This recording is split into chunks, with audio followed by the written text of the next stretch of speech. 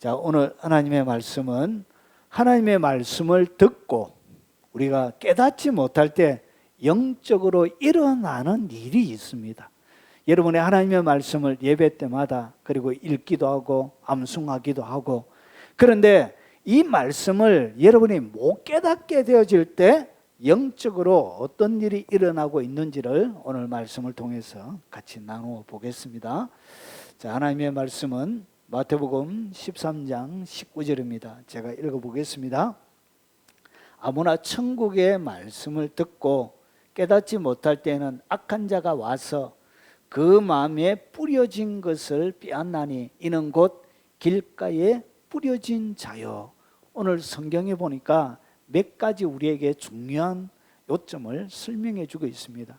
하나님의 말씀은 아무나라는 것은, 하나님의 말씀은 특정한 사람에게만 주는 것이 아니라 이 세상의 모든 사람들이 다 들을 수 있다는 것이죠.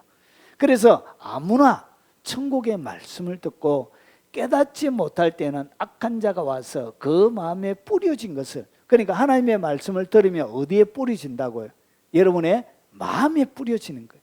마음에, 여러분의 마음에 말씀을 뿌렸다는 것은 씨처럼 뿌렸다는 것이죠. 결국은 마음이 뭐냐? 여러분의 밭이란 것이죠.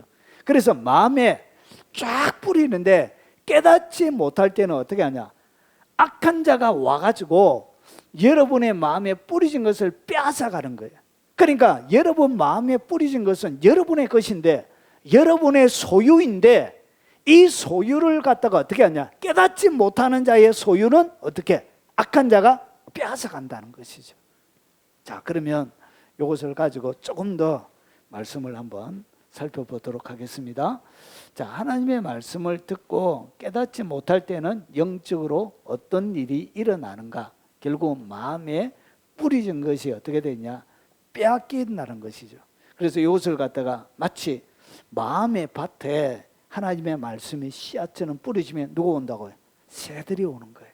그래서 새들이 와서 여러분의 마음에 뿌려진 모든 말씀을 어떻게 하냐? 먹어버리는 거예요. 이 먹어버리는 것을 갖다가 성경은 어떻게 표현하고 있냐? 빼앗는다 이렇게 표현하거나 강탈해 가는 거예요.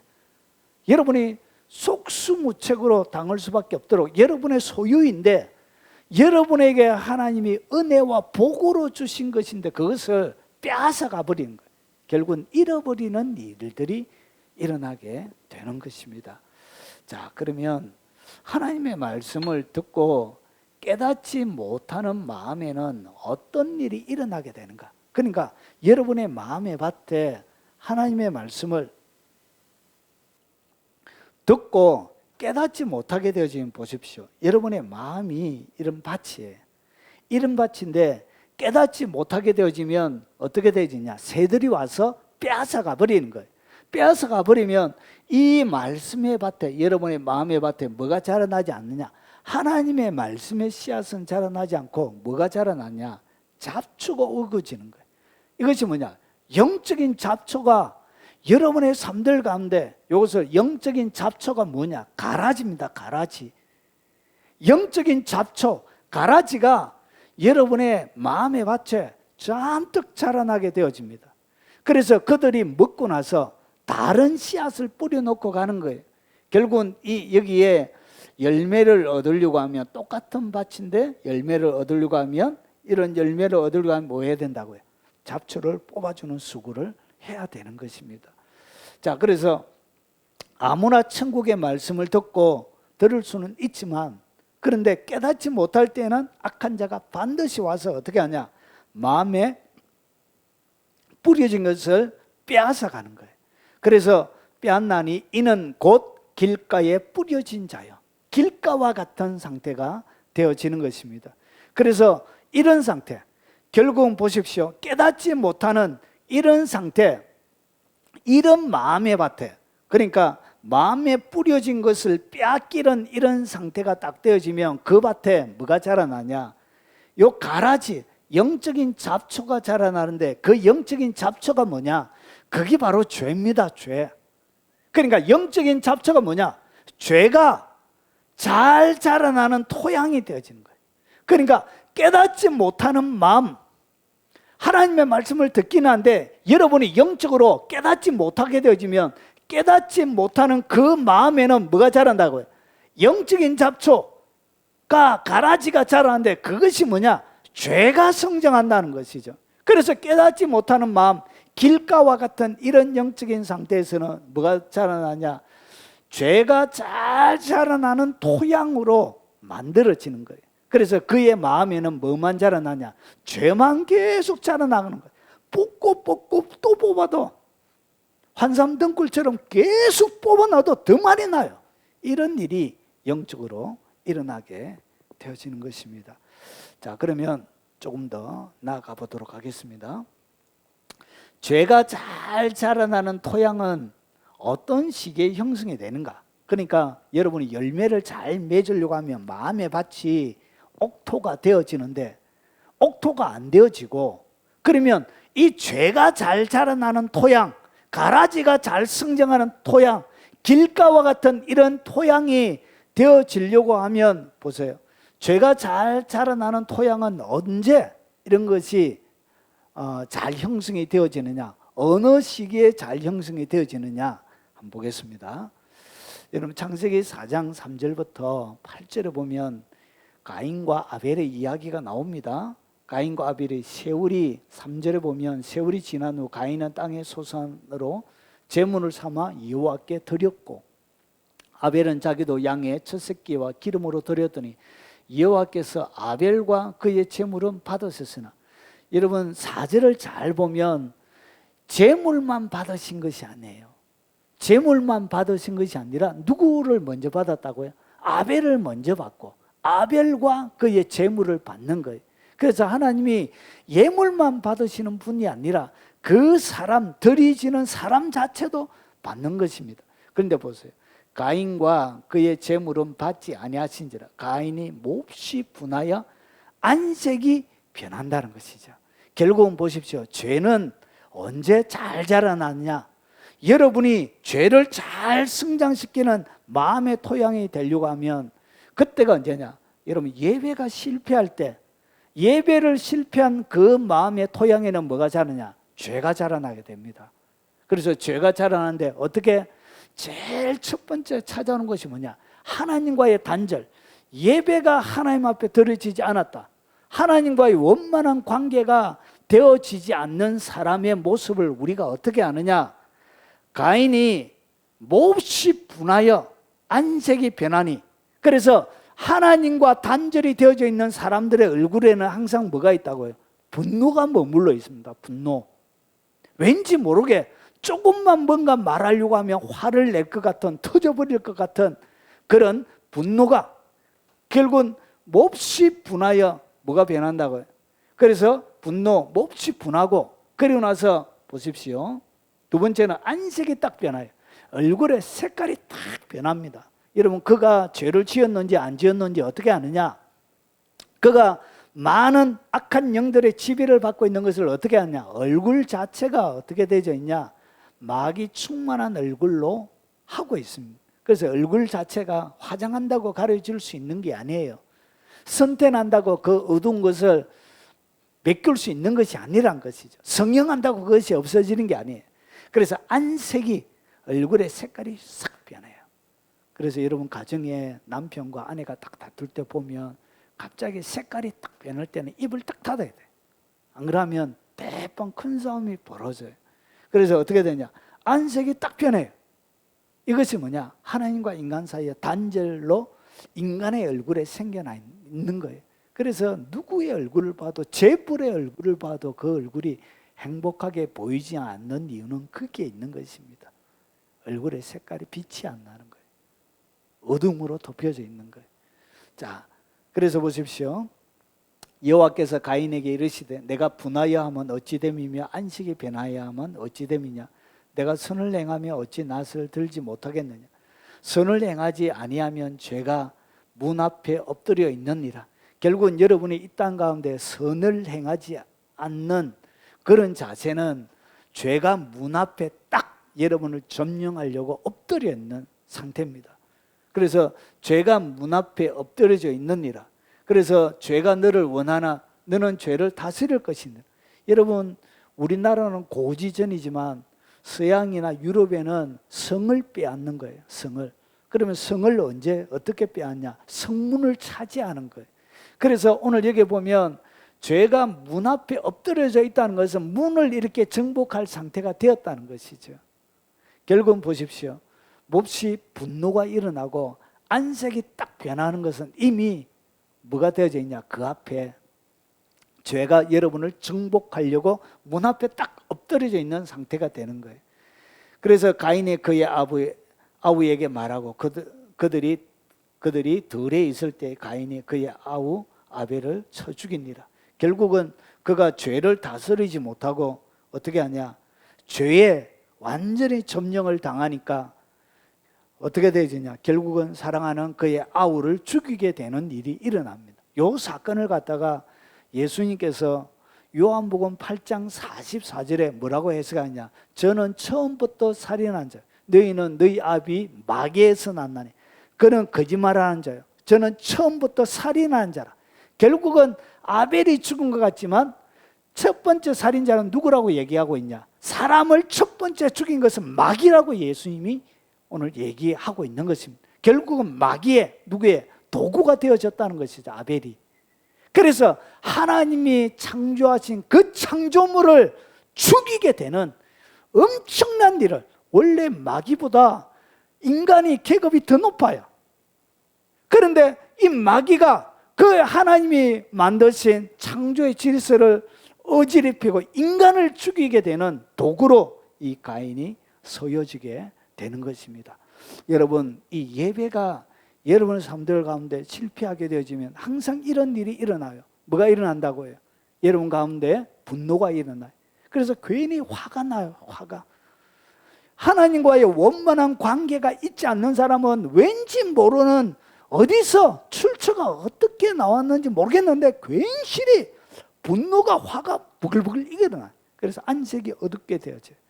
이미 그렇게 되어진 상태는 누가? 죄가 여러분을 딱 점령하려고 문 앞에 딱 온 것입니다.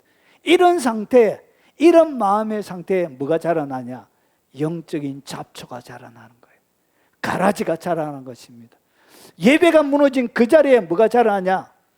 이 죄가 급성장하게 되어지는 것입니다. 그래서 여러분, 하나님과의 원만한 관계 속에 예배 잘 드리고 예배에 계속적으로 성공하게 되어지면 이 예배가 이 은혜의 제초제의 역할을 해가지고 예배 가운데 하나님을 만나고 하나님께서 주시는 그 은혜를 통하여, 은혜가 뭐냐? 영적인 죄를 죽이는 제초제입니다. 제초제. 죄를 죽이는 제초제요. 나의 분노를 죽이는 제초제요.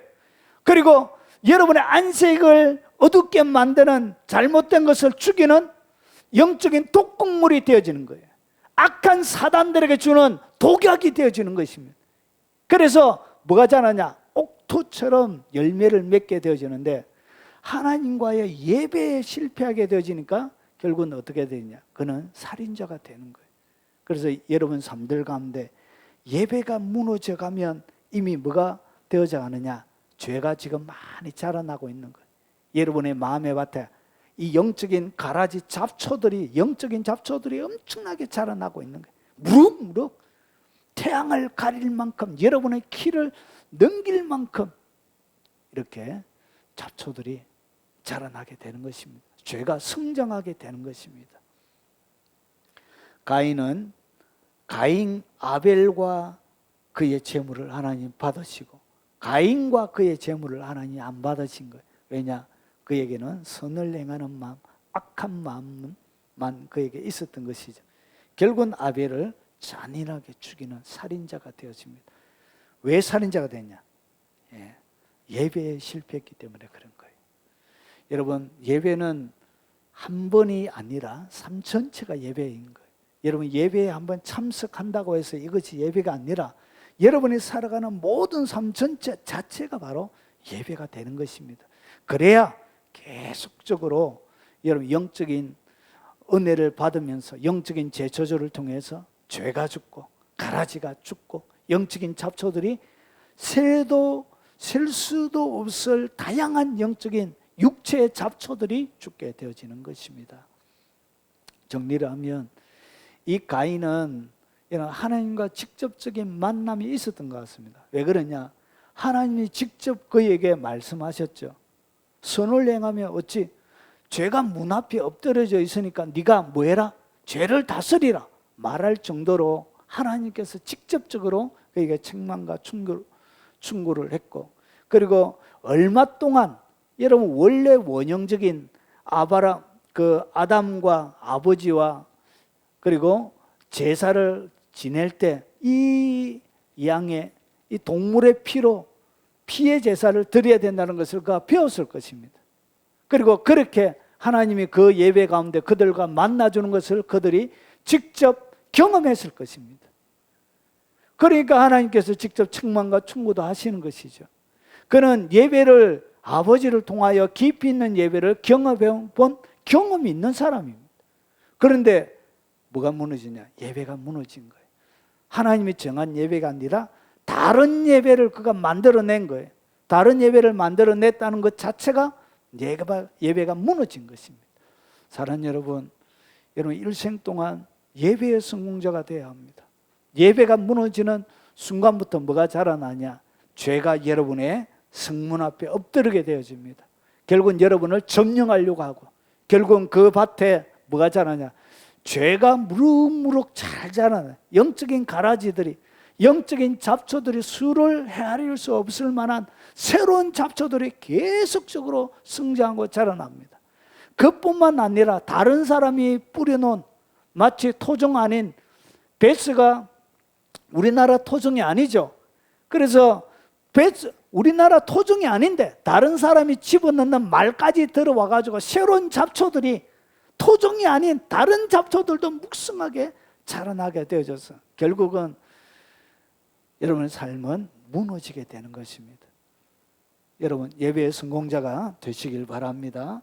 자, 그리고 여러분 언제 어떤 상태가 되어질 때 죄가 잘 자라나는 토양은 어떤 시기에 형성이 되어지냐? 잘 보십시오.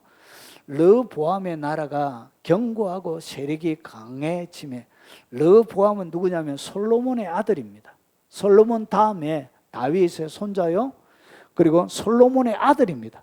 그러니까 처음에는 어떻게 했냐? 정치를 꽤 했습니다. 정치를 해가지고 르보암의 나라가 아주 견고하고 세력이 강해졌는데 그가 여호와의 율법을 버리니 온 이스라엘이 본받은지라. 결국은 언제 무너졌냐? 승승장구할 때, 잘 되어갈 때. 그러니까 견고하고 세력이 강해지니까 하나님의 율법을 버리니까 어떻게 했냐? 하나님께서 애굽 왕에게 르호보암을 넘깁니다. 보십시오. 애굽 왕 시삭이 올라와서 예루살렘을 치고 여호와의 전 보물과 왕국의 보물을 모두 빼앗고 솔로몬이 만든 금방패도 빼앗은지라. 결국은 하나님께서 만드신 아름다운 많은 복으로 주셨던 보물들을 어떻게, 여러분 언제 빼앗긴다고요? 견고하고 세력이 강해질 때, 그때 하나님의 율법을 버리게 되는 거예요. 여러분 힘들고 어렵고 고난과 환난이 올 때는 성도들이 그렇게 믿음의 배신을 하지 않습니다. 언제 배신하느냐? 세력이 강하고 그리고 견고해지고 그리고 많은 수입이 잡히고 건강해지고, 그때 영락없이 하나님의 법을 무너뜨리는 그런 일들이 일어나게 되어집니다. 그때 여러분이 힘쓰고 애써서 쌓아놨던 모든 보물들을 어떻게 하나님이 애굽 왕 시삭에게 넘기셨던 것처럼 여러분의 산업도 그때 그렇게 무너지는 거예요. 그래서 이 금방패도 빼앗겼는데 르보암이 왕이 그 대신에 노스로 방패를 만들어 국문을 지켜 경호 책임자들의 손에 맡김에 왕이 여호와의 전에 들어갈 때마다 경호하는 자가 그 방패를 들고 갔다가 경호실로 도로 가져왔더라. 여러분 솔로몬이 이 금방패를 만들었는데 이 솔로몬이 여기에 보면 여호와의 전에 들어갈 때마다 어떻게 했냐면 만들었던, 보세요, 몇 개를 만들었냐? 열왕기상 10장 16절 17절에 보면 솔로몬 왕이 첫선 어린 금으로 금방패 200개를 만들었으니 매 방패에 든 금이 600세겔이며 또 쳐서 느린 금으로 작은 방패 300개를 만들었으니 매 방패에 든 금이 3만회더라. 자, 이 오늘 큰 방패는 뭐냐면 몸 전체를 어떻게 하냐면 막는 방패예요. 그러니까 몸 전체를 막는 큰 방패를 200개. 그러니까 양옆으로 100개씩 해서 솔로몬 왕이 성전에 들어갈 때마다 금 방패를 든 200명의 군사들이 어떻게 양옆에 쫙 줄을 서서 솔로몬이 들어갈 때마다 빛이 나니까 어떻게 되죠? 영광스러운 빛 가운데 솔로몬이 그 사람들이 서 있는 100개의 금방패 앞을 이렇게 지나가게 된, 얼마나 영광스럽습니까? 그 모습이. 그리고 이 작은 방패, 이것은 뭐냐면 손으로 들고 이렇게 전쟁할 때 쓸 수 있는 그 작은 방패를 얘기하는 거예요. 그러면 이것이 어떻게 되냐? 큰 방패는 200개인데 몸 전체를 덮는 거예요. 1세겔이 11.4g인데 노동자 60일 정도, 1일 노동자 15만 원 하면 이것이 얼마 되냐? 54억짜리 54억. 엄청나죠? 그런 것들이 어떻게 들어갈 때마다, 솔로몬이 성전에 들어갈 때마다 찬란한 빛 가운데 있었고, 그리고 작은 방패도 이렇게 3억 1,408만 원 정도 되어지는 그런 금으로 그렇게 영광스러웠는데, 그가 견고하고 세력이 강해져서 여호와의 법을 버리니까 그 금빛 나는 영광은 없어져 버리고 뭐가 노스로, 그 대신 놋방패로, 빛도 나지 않는 놋방패를 만들어가지고 이제 걸어 들어가는 게, 여러분 얼마나 비교가 됩니까? 여러분, 죄가 잘 자라가는 토양은 우리의 삶들 가운데 언제 만들어지냐? 내 삶들 가운데 평안하고 번창할 때 내 토질이, 내 마음의 토질이 죄가 성장하는 토질이 되어져요. 뭐 할 때? 평안하고 번창할 때요. 그래서 견고하고 세력이 딱 강해지니까 어떻게 했냐? 율법을 딱 어기는 거예요. 율법을 어겼다. 죄가 딱 침투한 거예요. 죄가 침투했다. 죄가 문 앞에 딱 엎드려진 거예요. 그러고 나서 죄에 완전히 딱 점령당하는, 내가 죄에 점령당하면 내 삶의 모든 소유들이 어떻게 빼앗기게 됩니다. 여러분의 삶들 가운데 죄 짓는 것이 무슨 이유가 왜 그러냐면, 여러분이 단순하게 죄 짓는 것 그것으로만 끝나는 것이 아니라 결국은 여러분의 산업이 어떻게 되냐? 여러분, 악한 사단들에게 빼앗기게 되어지는, 여러분의 금방패는 놋방패로 바뀌는 일이 일어나게 되어지는 거예요. 그래서 그 영광스러운 금방패의 길이 놋방패가 되어지고, 그리고 평안하고 번창할 때 영광은 사라지게 되어지는 거예요. 하나님의 복을 어떻게 하냐? 빼앗기게 되는 것입니다. 그래서 언제 여러분의 마음에 죄가 잘 자라나느냐? 영적인 가라지, 영적인 잡초들이 잘 자라나느냐? 번창하고 평안할 때, 그때 여러분의 영적인 잡초는 자라고 있다는 것을 기억하셔야 됩니다. 결국은 어떻게 해야 되냐? 여러분의 산업 가운데 하나님의 복이 있는 것이 아니라 잡초만 무성한 그런 밭이 되는 것입니다. 자, 그리고 영적인 죄가 잘 자라나는 토양은 언제 만들어지느냐? 어떤 식의 형성이 되느냐? 보십시오. 사무엘하 11장 1, 2절에 보면 다윗의 이야기인데, 그 해가 돌아와 왕들이 출전할 때가 되면, 그러니까 이 되게 추운 때는 전쟁을 못해요. 그래서 어떻게 했냐? 나라들끼리 휴전을 하는 거예요.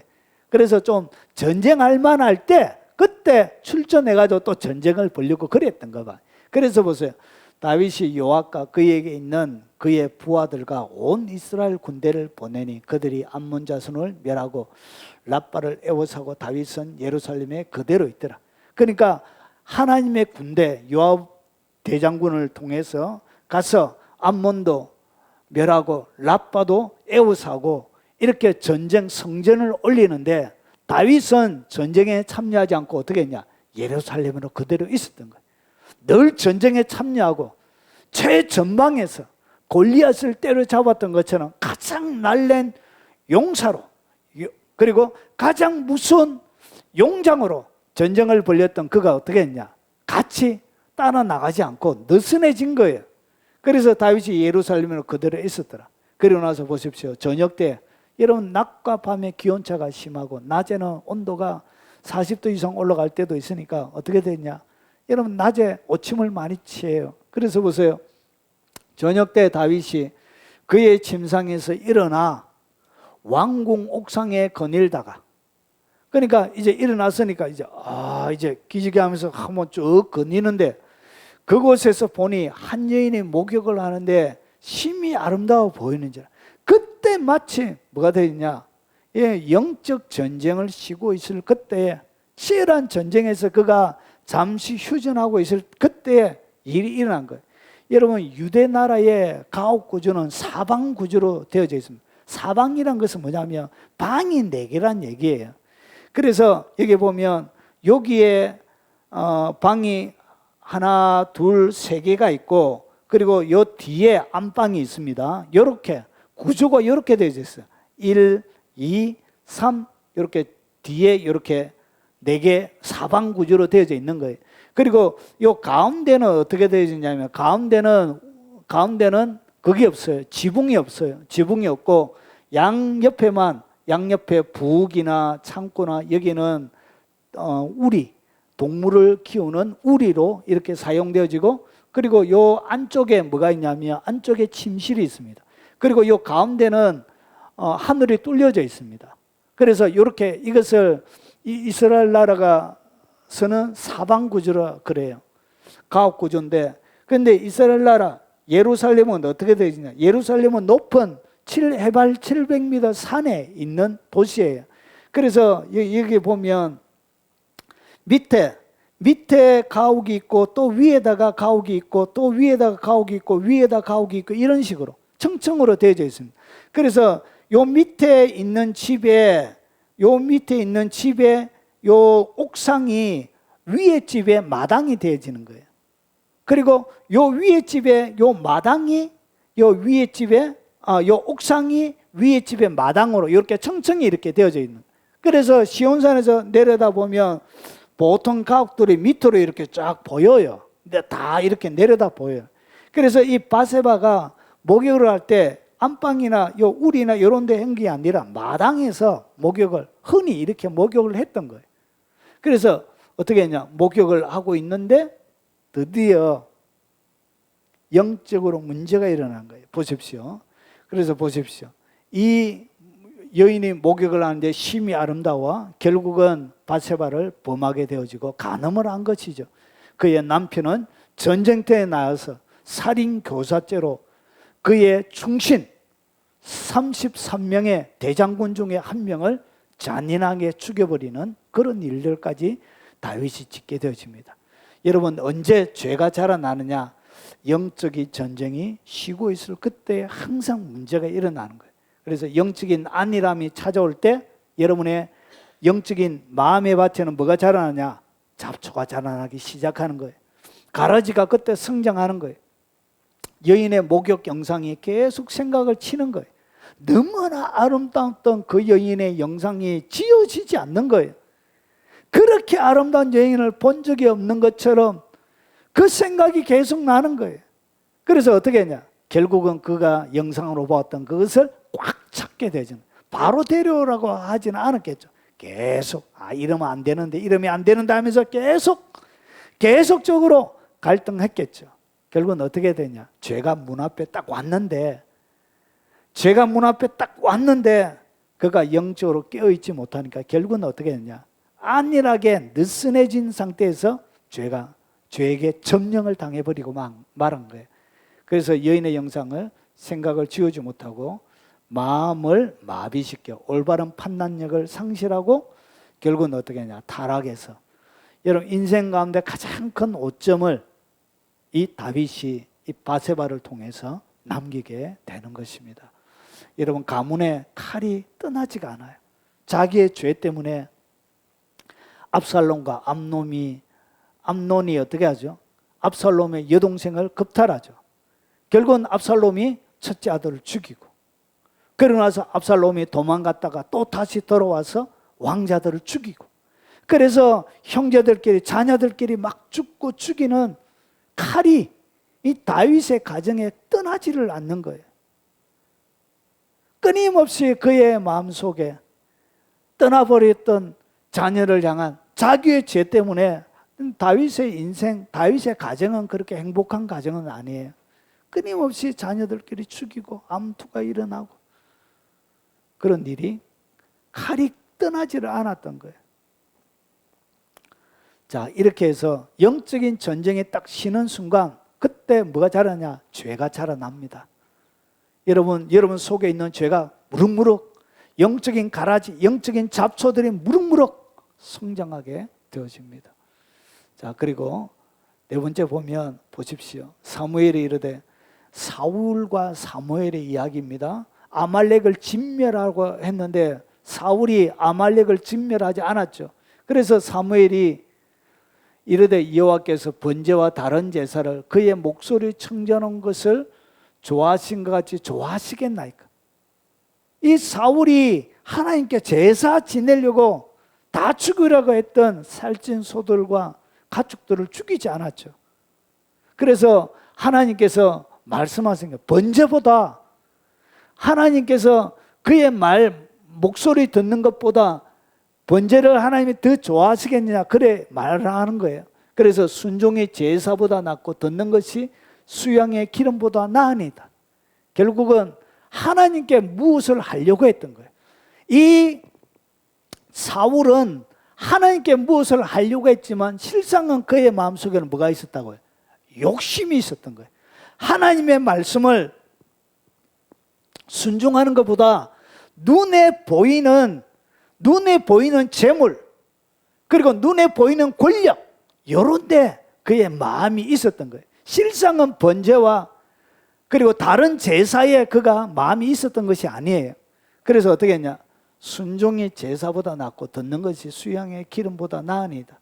그래서 보세요. 이는 거역하는 것은 점치는 죄와 같고 하나님의 말씀을 순종하지 않는 것은 뭐와 같다고요? 점을 치는 죄와 똑같아요. 그래서 여러분의 삶들 가운데 하나님의 말씀을 순종하지 않으면 그것은 뭐라고요? 하나님이 너는 점치고 있네 이래 본다는 거예요. 그리고 보십시오. 완고한 것, 하나님이 뭔가 시키고 주님이 뭔가 여러분 속에 감동을 주실 때 그냥 아멘으로 딱 하면 되는데 어떻게 하냐? 벗대는 거예요. 아, 이런 일이 없다 하면서 막 벗대는 거예요. 그래서 이 완고한 것은 뭐냐? 사신 우상에게 절하는 죄와 똑같은 거예요. 성경은 이렇게 얘기하고 있습니다. 그래서 이렇게 거역하고 완고한 것을 갖다가 뭐라 그러냐? 여호와의 말씀을 버렸다 이렇게 얘기하는 거예요. 결국은 사울은 하나님의 말씀을 버려버린 사람이 된 거예요. 그리고 거역하고 완고한 것, 이것은 뭐냐? 점치고 우상에게 절하는 죄가 되는 거예요. 그래서 보십시오. 말씀을 듣지 않고 순종하지 않을 때 여러분의 마음의 토양은 죄가 자라나는 토양이 되는 거예요.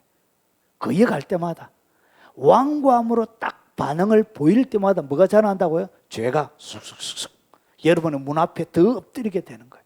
그래서 점령이 당하는, 이 잡초에 여러분 밭이 점령당하는 것처럼 여러분의 마음이 이 마귀들에게 탁 점령을 당하게 된다는 것이죠. 그래서 간접적인 것, 이것은 뭐냐? 무지와 부지 중에 여러분이 하나님의 말씀을 듣지 않고 순종하지 않을 때가 두 가지가 있습니다. 하나는 뭐냐?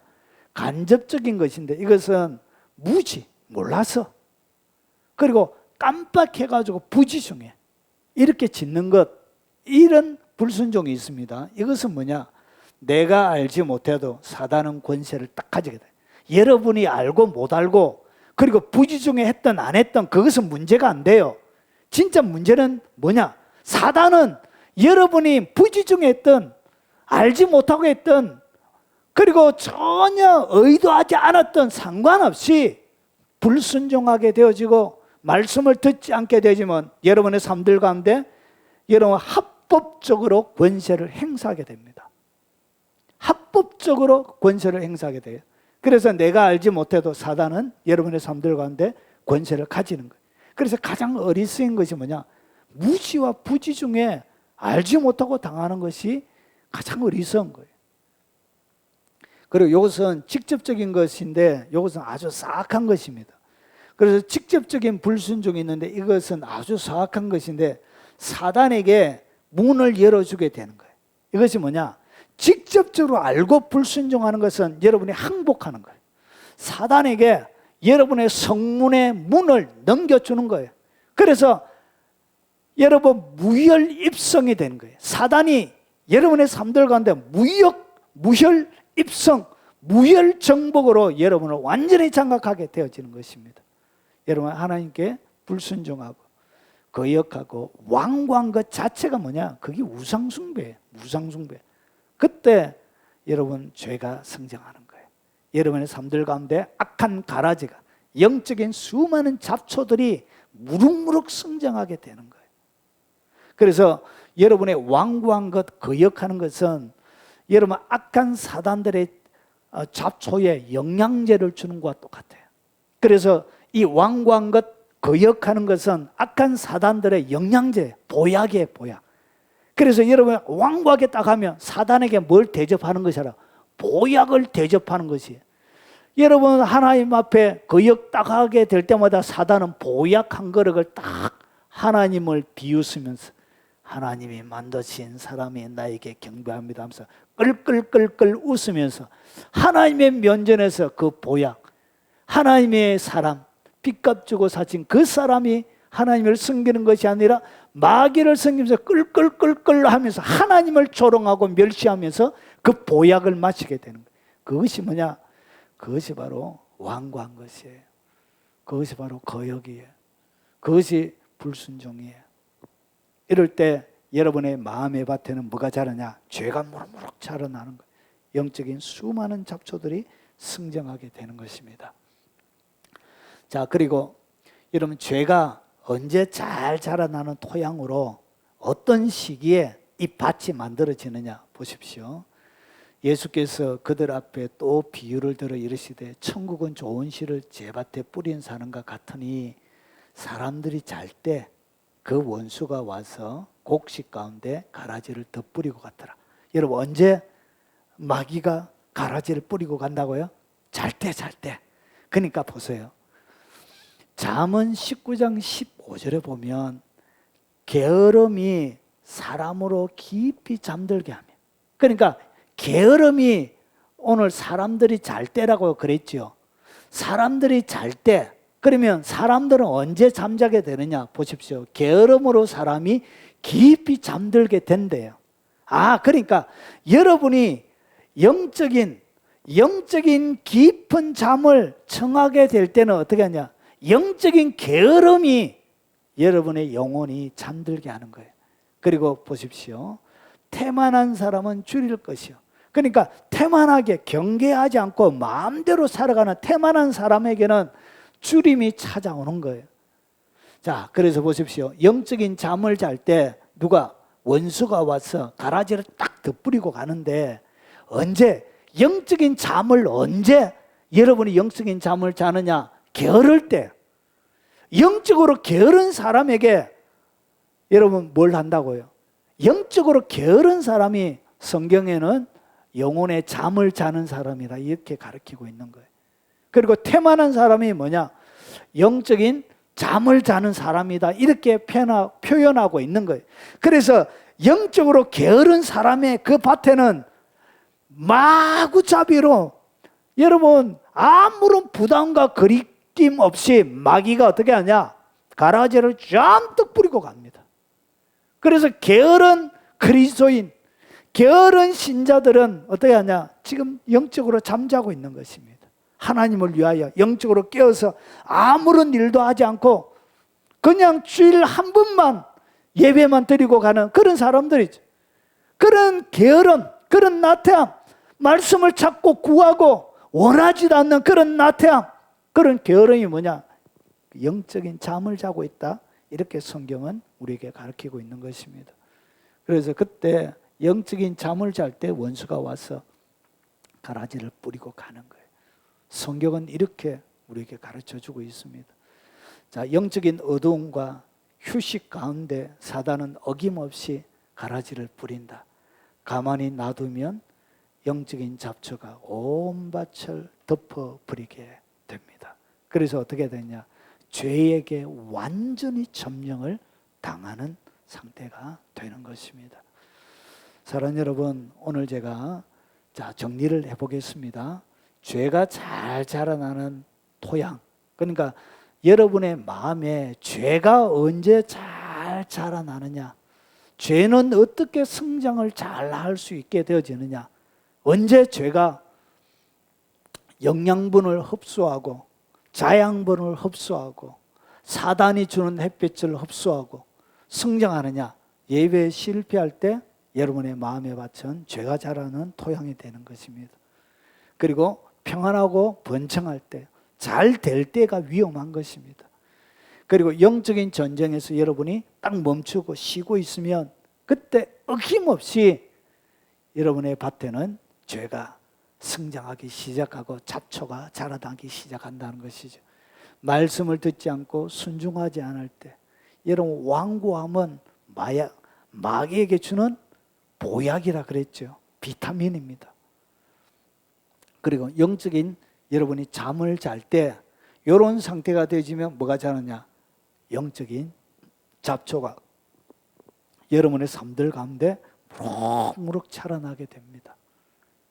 여러분, 오늘 말씀을 들으면서 여러분은 이 5가지의 상태에 안 있는 자임을 제가 믿습니다. 혹시나 오늘 이 5가지의 상태가 있다면, 이런 상태에 여러분이 놓여져 있다면 여러분의 마음의 밭에는 지금 뭐가 자라나고 있냐? 영적인 잡초가 막 자라나고 있는 거예요. 여러분의 이 상태, 5가지의 상태에 여러분이 머물러 있다면 이미 여러분의 마음의 밭에는 뭐가 자라나고 있느냐? 미안하지만 가라지가 자라나고 있는 것입니다. 영적인 독초가 자라나고 있는 것입니다. 죄가 성장하고 있고 영적인 잡초가 무럭무럭 성장하고 있는 것입니다. 여러분, 예배를 회복하시면 뭐가 일어나냐? 은혜의 제초제가 뿌려지는 것입니다. 여러분의 마음의 밭에 있는 이 영적인 잡초들이 예배가 회복되어질 때, 그때 은혜의 제초제를 통하여 이 풀들이, 잡초들이 죽게 되는 것입니다. 평안하고 번창할 때도 불구하고 여전히 하나님을 찾고 구할 때 은혜의 제초제가 뿌려지는 것입니다. 영적인 전쟁을 쉬지 않고 계속할 때 여러분의 삶들은 더 풍성한 열매가 맺혀지는 것입니다. 순종할 때 은혜의 제초제가 강력하게 뿌려지는 것입니다. 여러분이 하나님 앞에 딱 순종하는 순간 여러분의 밭에 있는 제초제들이 일구수에 동시에 화염방사기로, 영적인 화염방사기, 성령의 화염방사기가 나가가지고 어떻게 하냐? 여러분의 풀들을 다 태워버리는 것입니다. 순종은 그렇게 능력이 있는 것입니다. 여러분, 게으를 때 게으름을 딱 멈추시고 열정을 내시기 바랍니다. 그래서 하나님 앞에 나가면 뭐가 일어난다고요? 새로운 은혜의 제초제를 통하여서 여러분의 삶들 가운데 보십시오. 그러므로 내 사랑하는 형제들아, 견실하며 흔들리지 말고 항상 주의 이름들에 더욱 힘쓰는 자들이 되라. 여러분, 오늘 영적인 잠을 자지 말라는 것이죠. 끊임없이 하나님의 영광의 나라를 위하여 내 호흡을 하고 육체의 삶을 살아가는 동안 영광을 드러내기 위하여 여러분 매진하고 노력하고 달려가시기 바랍니다. 그때 여러분의 삶들 가운데 맺혀야 될 주님의 포도밭에, 우리 포도원 포도 주인 되시는 그 앞에 너희는, 나는 포도나무요 너희는 가지니, 바로 그 여러분의 가지에 주렁주렁 포도 열매가 맺히게 되어질 것입니다. 그래서 평생 동안 하나님의 말씀을 듣고 마귀만 배불리게 하고 새들만 배불리게 해서 이런 마귀의 재산을 버려주는, 여러분의 하나님의 말씀을 듣고 깨닫지 못하면 마귀는 어떻게 하냐? 포식하는 시간이요, 마귀가 외식하는 시간이요, 마귀의 가난함을 채워주고 마귀에게 부자로 만들어주는 시간이 뭐냐? 말씀을 듣고 깨닫지 못할 때 마귀를 부자로 만들어주는 그런 시간이 되는 거예요. 그래서 오늘 이 5가지 가운데 여러분 평생 동안 승리하고 이겨내서 아름다운 열매 맺는 그런 하나님의 사람들이 되시길 주의 이름으로 축원합니다. 자, 들은 말씀을 놓고 우리 찬송하고 제가 축도로 마치도록 하겠습니다.